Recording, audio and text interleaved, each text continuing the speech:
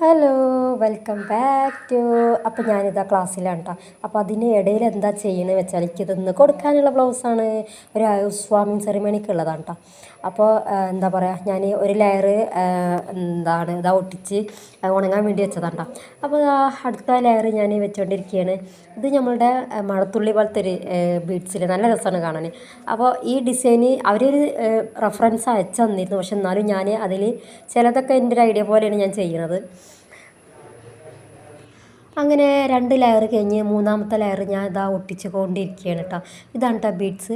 പിന്നെ കുറച്ച് റിസ്ക്കാണ്, എന്താ പരന്നതും റൗണ്ട് ഷേപ്പുണ്ട്. അപ്പോൾ അത് നമ്മൾ നോക്കിയിട്ട് വേണം ഒട്ടിക്കാൻ, കുറച്ച് ക്ഷമ വേണം കേട്ടോ. അപ്പോൾ അത് ഞാൻ ഉണങ്ങാൻ വേണ്ടി വെച്ചിട്ടുണ്ട്. അപ്പോൾ ഞാൻ അത് മൂന്നാമത്തെ ലെയർ ഒട്ടിക്കണം, അതും കൂടി ഉണ്ട് കേട്ടോ.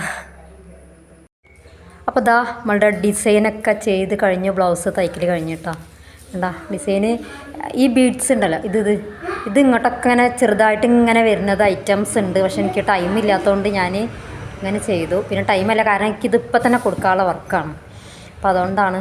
ഉണ്ടോ ബാക്കും ഈ ലേസ് കൊടുത്തു.